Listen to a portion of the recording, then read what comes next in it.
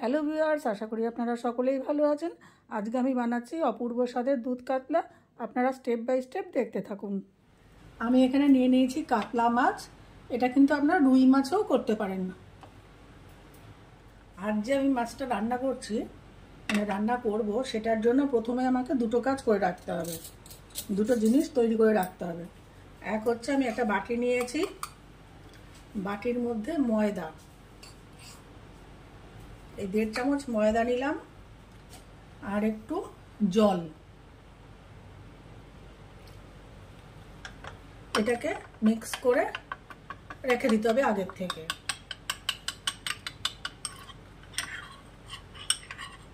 মাছটা কিন্তু খুব অতি পরিচিত মাছ, কিন্তু রান্নাটা পুরো ভিন্ন ধরনের। একই মাছ তো আমাদের বারবার খেতে ইচ্ছা করে না, একই রান্না। সেই জন্য আমি চেষ্টা করছি একই মাছ ভিন্ন ধরনের, ভিন্ন স্বাদের কিভাবে রান্না করা যায়। আচ্ছা, এটা আমি রেখে দিলাম, পরের মশলাটা তৈরি করছি। এবারে আমি নিয়ে নিয়েছি এই দারচিনি, একটা দারচিনি আর 3টে ছোটো এলাচ নিয়ে নিলাম। এটাকে আমি জাস্ট একটা ক্রাশ করে নেব, গুঁড়ো করব না, পেস্ট করব না কিন্তু, বা গুঁড়োও করব না, জাস্ট একটুখানি ক্রাশ করে নেব। আপনারা আপনাদের মাছ অনুযায়ী মশলাটাকে বাড়াবেন। আমি একদম অল্প মাছ করছি, সেই জন্য এই গুঁড়োতেই আমার হয়ে যাবে। এটাকে আমি ক্রাশ করে রেখে দেবো আগে। আমি গ্যাসে একটা প্যান বসিয়ে দিয়েছি। এই মাছটা কিন্তু আমি রান্না করব সর্ষের তেলেও করব না, সাদা তেলেও করব না, ঘি দিয়েও করব না, করব মাখন দিয়ে। গ্যাসের ফ্লেম একদম কমিয়ে দিয়েছি, দিয়ে দিচ্ছি মাখন।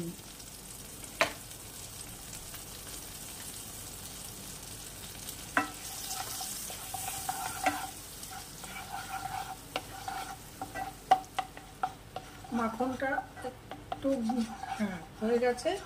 এবারে আমি এর মধ্যে দিয়ে দেবো মাছগুলো।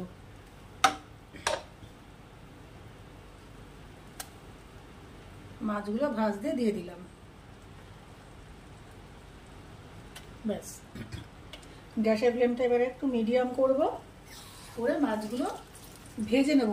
কড়া ভাজা হবে না কিন্তু, কখনোই এটা কড়া ভাজা হবে না, জাস্ট সাঁতলে নেওয়ার মতন একটু এপিটুপিট করে নেব। আপনারা এখানে ইচ্ছা করলে একটু মাখনের সাথে সাদা তেল দিতে পারেন, তবে টেস্টটা ঠিক সেরকম আসবে না। পুরো মাখন দিয়ে রান্না করলে যেরকম একটা খুব সুন্দর স্বাদ আসে, সেই স্বাদটা একটু কম আসবে। তবে 1-8 দিন তো মাখন দিয়ে করাই যায়। খুব আলতো করে মাছ তুলতে হবে, যাতে ভেঙে না যায়, কেন কড়া ভাজা হবে না তো, ভেঙে যাওয়ার সম্ভাবনা থাকবে বেশি পরিমাণে। আর এই রান্নাটায় কিন্তু একটা জিনিস পড়বে না, কোনোভাবেই সেই জিনিসটা কিন্তু পড়বে না। বলুন তো দেখি কি এই রান্নায়, যেটা আমরা ম্যাক্সিমাম রান্নায় দেই ভারতীয়রা, সেটা হচ্ছে হলুদ। এই রান্নায় কোনো হলুদ পড়বে না। দিয়ে দিচ্ছি লবণ, মাছের উপরেই লবণ দিয়ে দিলাম। গ্যাসের ফ্লেমটা একটু বাড়িয়ে দিলাম।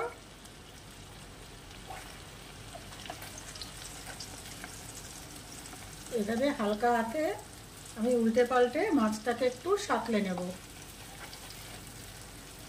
কড়া ভাজবো না, কিন্তু এবার যেন কাঁচাও না থাকে, সেই দিকটাও আমাকে লক্ষ্য রাখতে হবে। যেন কড়া ভাজতে গিয়ে কাঁচা রেখে দিলাম মাছটা, সেটাও করা যাবে না। এই দেখুন, মাছটা কিন্তু মানে মাখনে বাটারে ভাজা হচ্ছে, একদম হালকা আছে ভাজা হচ্ছে।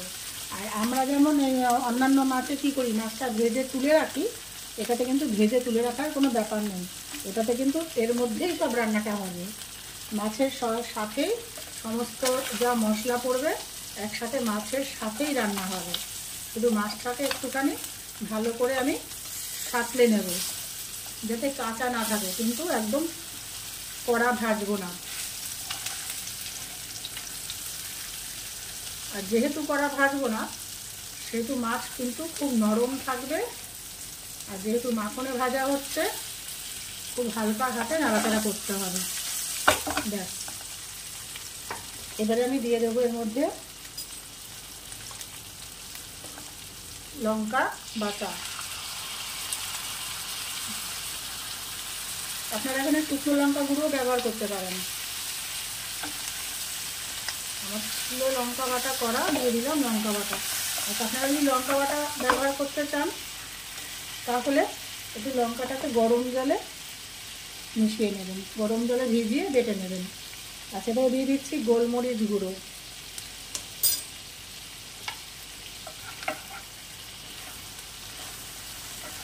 মাছের সাথেই কিন্তু এগুলো ভাজা হতে থাকবে মশলাগুলো।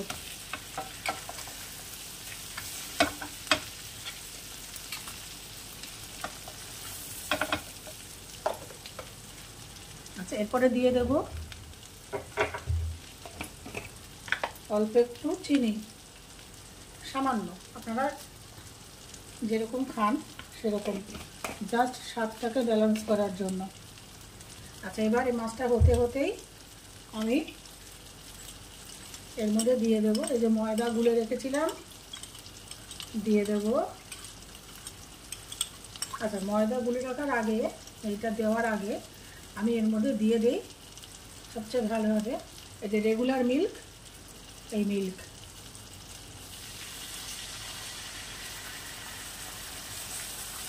যতটা পরিমাণ মাছটা সিদ্ধ হতে যতটা লাগবে ততটা। এবার আমি গ্যাসের ফ্লেমটা মিডিয়াম করে দিলাম।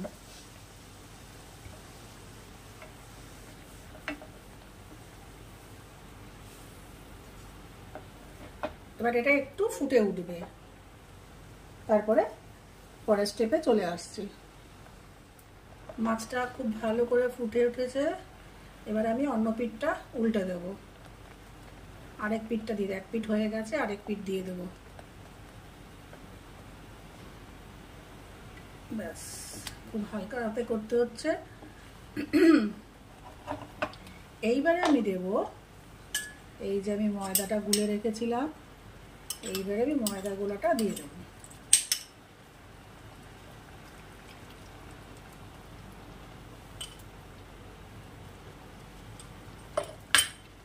ব্যাস, এবারে গ্যাসের ফ্লেম একটু কমিয়ে দেব, যেহেতু ময়দা দিয়েছি। গ্যাসের ফ্লেম বাড়িয়ে রাখলে পরে থিকনেসটা বেড়ে যাবে, না ঝোলটা খুব তাড়াতাড়ি ঘন হয়ে যাবে। খুব সাবধানে করতে হচ্ছে তো, তাই এইভাবে উল্টে দিলাম আরেকটা পিঠ। অপূর্ব খেতে, অপূর্ব।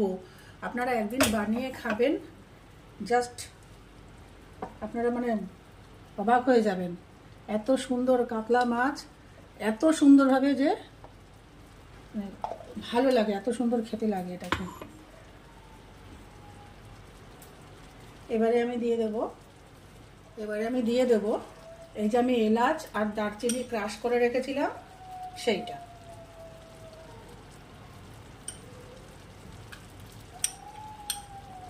এলাচ আর দারচিনিটা আমি দিয়ে দিলাম, দিয়ে আরেকটু দুধ দিয়ে দেব।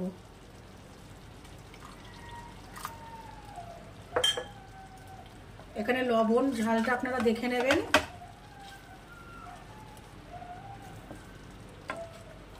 নামানোর আগে একটুখানি মাখন দিতে পারেন, নাও দিতে পারেন।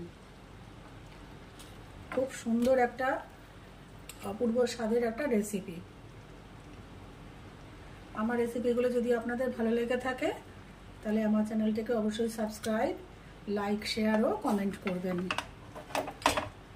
কমেন্ট করলে একটু মোটিভেট হই, নতুন নতুন রান্নার রেসিপি শেয়ার করতে ভালো লাগে।